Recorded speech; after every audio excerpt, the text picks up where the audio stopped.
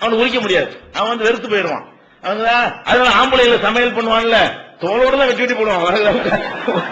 பாத்திருக்கலாம் இல்லையா, கல்யாணத்துக்கு பாத்திருக்கலாம் இல்லையா, இவனுக்கு அதெல்லாம் முடியாது. இந்த பொறுமையா அப்படி இப்படி நோண்டி நோண்டி செய்யற வேலையெல்லாம் சரியா வராது. அப்ப இயற்கையா நீங்க பார்க்கலாம், பெண்கள் வந்து நிறைய வேலை செய்வாங்க, சின்ன சின்ன வேலைகளாக சடையாமல் தொடர்ச்சியா செய்வாங்க. ஹீட் ஆகாது, நிறைய எரிபொருள் செலவான ஹீட் ஆகும்ல, அதிகமான ஒரு 10 HP மோட்டர் வந்து சீக்கிரம் சூடாகி போயிடும்.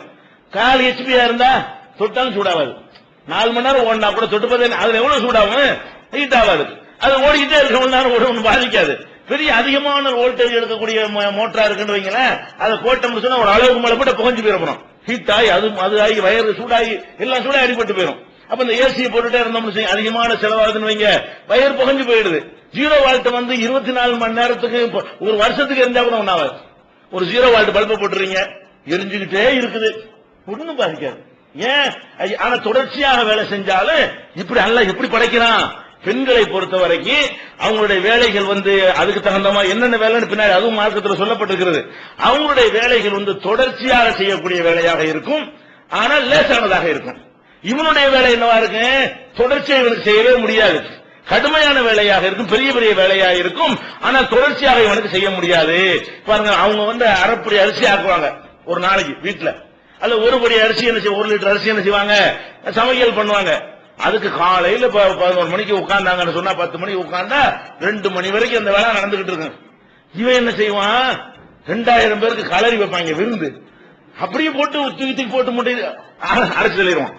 இவன் ஆம்பளை சமைக்கிறான் பத்தியா, பெரிய பெரிய வேலையை செய்வான். இந்த மாதிரி 2000 பேருக்கு இவன் சமைக்கிற அளவுக்கு தான் அவங்களுக்கு ஒரு 4 பேருக்கு சமைக்க முடியும். அதே மாதிரி அப்ப காய்கறி ஒரு வாழைக்காயை கொடுத்து வெட்ட சொல்லுங்க, சீவ சொல்லுங்க பாப்போம். அவங்க ஒரு வாழைக்காயை ஒரு நேரத்தில் ஒரு சீப்பு சீவிடுவான். வாழைக்காய் சீப்பு இருக்குல்ல, 20 15 இருக்கும்ல, அவளையும் சீவிடுவான். இவங்க ஒரு சீப்பு சீவும் ஒரு தாரை சீவி முடிச்சுவாங்க. ஆம்பளை நம்ம பார்க்கணும், சமையல்ல கலையிறப்ப இப்படி இப்படி பண்ணிட்டு இருப்பான். இப்படி வேகமான அவங்க செய்ய முடியாது. எல்லாத்திலையும் பார்த்தோம்னு சொன்னா கொஞ்சம் ஹார்டாக கரடு முரடாக செய்யக்கூடிய தன்மை அவங்கள்ட்ட குறைவா இருக்கிறது. நிர்வாகத்துக்கு இதெல்லாம் கொஞ்சம் வேணும். நிர்வாகத்துக்கு என்ன வேணும், கொஞ்சம் ஹார்டா இருக்கணும். கொஞ்சம் ஒரு ஹெட் மாஸ்டர் இருக்காருன்னு வைங்க, புல் தறிக்கு பயல் வானாது அவனை பயப்படுவானா, அவனை பார்த்தா ஒரு பயம் வரணுமா இல்லையா? ஆனா என்ன செய்யறேன், அதுக்கு தகுந்த மாதிரி கொஞ்சம் நிர்வாகம் பண்றதுக்கு வந்து ஒரு வாட்ட சாட்டமும் இருக்கணும், பிசிக்கலாவும் அது ஒரு சக்தி இருக்கணும். அப்பதான் பயப்படுவாங்க. இல்லன்னா இந்த போலீஸ் அதிகாரி வச்சுட்டு முதலமைச்சர் கலெக்டருக்கு பயப்படுறதுனா எதுக்காக வேண்டி, அவனுக்காக பயப்படுறது இல்ல.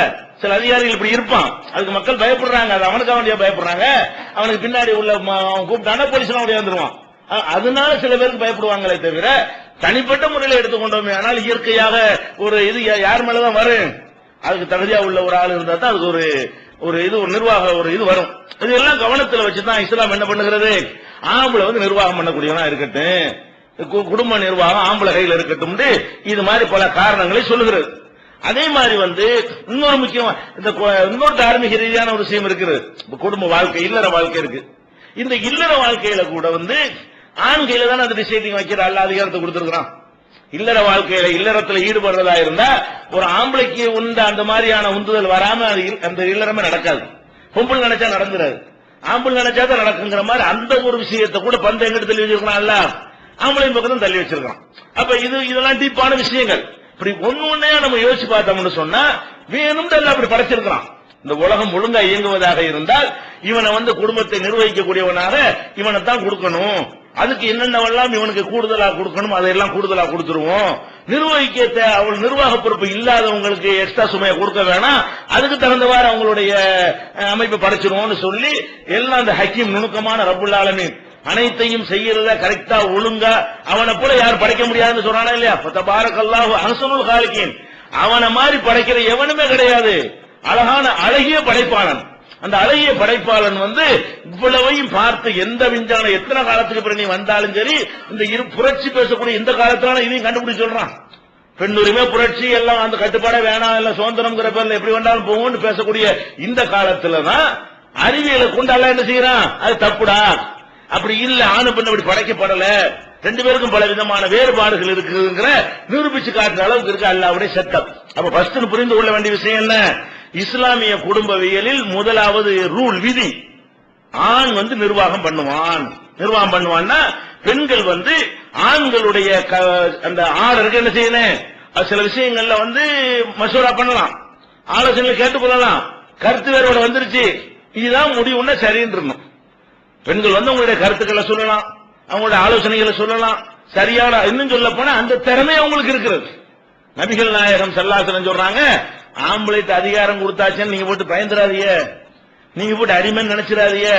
நபிகள் நாயகம் ஸல்லல்லாஹு அலைஹி வஸல்லம் சொல்றாங்க, நல்ல கூர்மையான ஆம்பளையே பொதுவா கூர்மையா தான் இருக்கிறான், அதுலயே ரொம்ப கூர்மையா இருப்பான்ல, அப்படிப்பட்ட ஒரு ஆளை கூட நீங்க இவ்வளவு பலவீனமா இருந்து பிறத்திடுவீங்க ரசூல் ஸல்லல்லாஹு அலைஹி வஸல்லம் சொல்றாங்க. நான் பார்த்து ஆச்சரியப்படுகிறேன். என்ன செய்றாங்க, நரகத்துல வந்து பெண்களை தான் அதிகமா கண்டேன் அப்படிங்கிறாங்க. ஏன்னு கேட்கும் பொழுது பல காரணங்களை சொல்றாங்க. அப்படி சொல்லும் பொழுது என்ன செய்யறாங்கன்னு கேட்டா, இந்த மாதிரி வந்து ஒரு பெண் வந்து எவ்வளவு கூர்மையான அறிவு படைத்தவனா இருந்தா கூட அவனையும் கூட என்ன செய்யறாங்க, புகாரில 304வது ஹதீஸ், 1462வது ஹதீஸ்ல இருக்குது, அதுகபலில் உப்பிர் ரஜுலுல் ஹாசிமின் நிகதாக்குன்ன, உங்களை மாதிரி கூர்மையான ஒரு ஆம்புளையுடைய மூளையை கூட செயலிழக்க செய்யக்கூடியவர்களாக நான் யாரையும் பார்த்ததில்லை. அப்ப பெண்களை பொறுத்த வரைக்கும் ஆம்பளை அதிகாரம் படைத்தவனாக இருந்தாலும் அவர்கள் நினைத்தார்களேயானால் அந்த ஆம்புளையே இவங்க சொல்றதை கேட்க வைக்க முடியும். அல்லாஹ் வந்து அந்த ஈர்ப்பு தன்மைங்கிற ஒரு அந்த ஒரு பவரை கொடுத்திருக்கிற காரணத்தினால அவங்க வந்து என்ன செய்ய வேண்டியதில்லை, ஆஹா நம்ம இப்படி அடிமையா இருக்கணுமோ, பயந்துகிட்டு இருக்கணுமோ, உரிமை பேசவோ கூடாதோ, எந்த உரிமை நம்ம கிடையாதோ என்றெல்லாம் நீ யோசிக்க வேண்டியதில்லை. ஆம்பளைத்த ஒரு பலவீனத்தை சேர்த்தா நிர்வாகத்தை கொடுத்திருக்கிறான். அடிமை மாதிரி நடத்துற மாதிரி உங்களை படைச்சிடல, நீங்க அவனுக்கு தேவைங்கிற மாதிரி எல்லாம் படைச்சு வச்சிருக்கான். ஒரு அடிமை மாதிரி ஒரு வேலைக்கார மாதிரி கடையில் இருக்கான்னு வைங்களேன், அவனை முதலாளி என்ன வேணாலும் மிரட்டிடலாம். அப்படி பெண்கள் எல்லாம் படைச்சிருக்கிறானா, படைக்கலாம். ஆணுக்கு அதிகாரம் கொடுத்துட்டு அதிகாரங்களால போட்டு மிதிக்கலாம் நினைச்சுக்கூடாத, அதிகாரங்கிறதுனால அடக்குமுறை செய்யலாம் நினைச்சிடாத. அவன் உனக்கு தேவை, ஒரேடி அதிகாரம் பண்ணிட இயலாது அப்படிங்கிற மாதிரி அல்லாஹ் என்ன செய்தான்னு சொன்னா, இவனுடைய அந்த போர்ஸ குறைக்கிற அளவுக்கு, இவனுடைய வேகத்தை குறைக்கிற அளவுக்கு அவங்க விரும்பினார்களே, ஆனால் அவங்க விரும்புற அந்த கருத்தை இவன் திணிக்கிற அளவுக்கு அந்த ஒரு சக்தி என்ன செஞ்சிருக்கிறான் அல்லாஹ் பெண்கள் கையிலே கொடுத்திருக்கிறான் என்பதை நம்ம என்ன செய்யணும், கவனத்தில் வைத்துக் கொள்ள வேண்டும். இதுல வந்து நபிகள் நாயகம் இது சம்பந்தமா இஸ்லாம் சொல்லக்கூடிய விஷயத்தை எல்லாம் பாருங்க. இத பெண்கள் நல்லா கவனத்தில் வச்சுக்கிறேன்னு நபிகள் நாயகம் ஸல்லல்லாஹு அலைஹி வஸல்லம் சொல்றாங்க, குல்லுக்கும் ராயின், உங்கள ஒவ்வொருத்தருமே நிர்வாக பொறுப்பை ஏற்றிருக்கிறீர்கள். எல்லாத்துக்கும் நிர்வாகம் இருக்கிறது, பெண்ணுக்கு நிர்வாகம் இல்லைன்னு கிடையாது, வேற நிர்வாகம் இருக்கிறது. அது குடும்பவியல் இன்னொரு விதியில பின்னாடி சொல்லுவோம். அப்ப ஒவ்வொருவரும் நிர்வகிக்கக்கூடியவர்களாக இருக்கிறீர்கள். வர்ரஜுலு ராயின் ஃபீ அஹ்லிஹி, ஒரு ஆம்பளை வந்து தன் குடும்பத்து விஷயத்துல நிர்வாகியாக இருக்கிறான். நிர்வாகியா இருக்கிறான் என்ன, வஹுவ மஸ்ஊலுன் அன் ரஅய்யத்திஹி, அவனுடைய நிர்வாகத்தின் கீழே உள்ளவர்கள் குறித்து அவன் மறுமையில் விசாரிக்கப்படுவான்.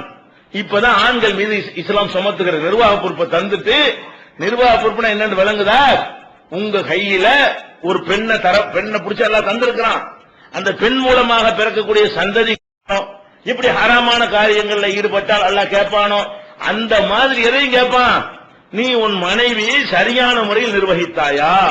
சரியான முறையில் நிர்வகிக்கிறேன்னா என்ன அர்த்தம், உனக்குள்ள எல்லா கடமையும் செய்யணும்.